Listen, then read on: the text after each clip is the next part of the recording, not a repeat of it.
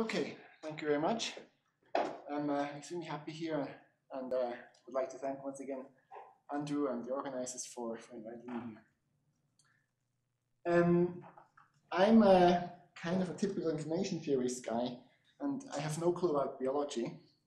So what happened to me and what I want to talk about is that I, a couple of years ago, discovered a paper from Andrew where he suggested a model that was showing modeling some type of molecular communication in a liquid, and I just simply loved that model and started to work on it without bothering much about how realistic it is and whatever. But for me, the model has a little bit of Shannon type of flavor to it because it somehow is simple enough that you can do something with it without losing the essentials, something like that. But before I explain the details of the model, I would like to mention very briefly the collaborators I've worked together with. So the two girls were two master students of mine in Taiwan. Hui Ting currently is working in Germany, and Ting Xuan is in EPFL in Lausanne studying. Then this summer I had a student at ETH, Joseph, who did a semester project with me.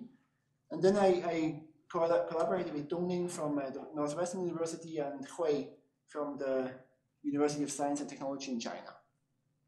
Okay, so that's the model that I'm looking at. It's basically a special case of what Chris just talked about. I'm considering a pipeline, typical example, a blood vessel. I'm having two nano devices, whatever it is here, that are transmitter and receiver. And these two devices, when they communicate with each other, and the way they do that is by exchanging molecules. So the transmitter submits some molecule into the liquid. This molecule is transported by the liquid itself. The liquid has a constant drift speed that I call V, and the receiver then absorbs this molecule, and the information is encoded in the release time. So I've got some kind of a pulse position modulation kind of thing that happens here. Then the problem is that these molecules are not just constantly transported, but they're suffering from Brownian motion.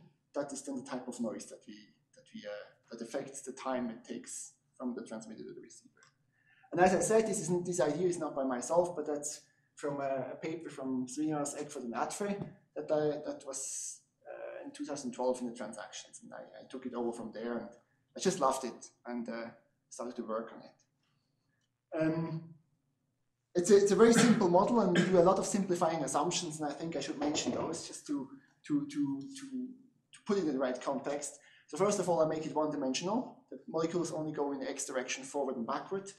I assume a synchronized common clock, standard Shannon type of assumption. I have no idea how that's supposed to be done. Maybe the heartbeat or something could be used for that. But anyway, I just assume that. Of course, capacity. I have infinite time. I don't worry about how long it takes. I don't worry about the processing power or whatever. I just assume that this works.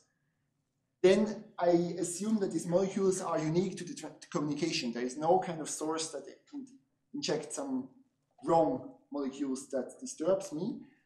I also assume that no molecules are lost in this situation. So when it does arrive and it will be absorbed and doesn't come a second time or is not lost. Then the channel is memoryless. That's a typical kind of thing, right? So there's no reason to assume that there is some memory for the different molecules in there. And that's again related to what Chris just said.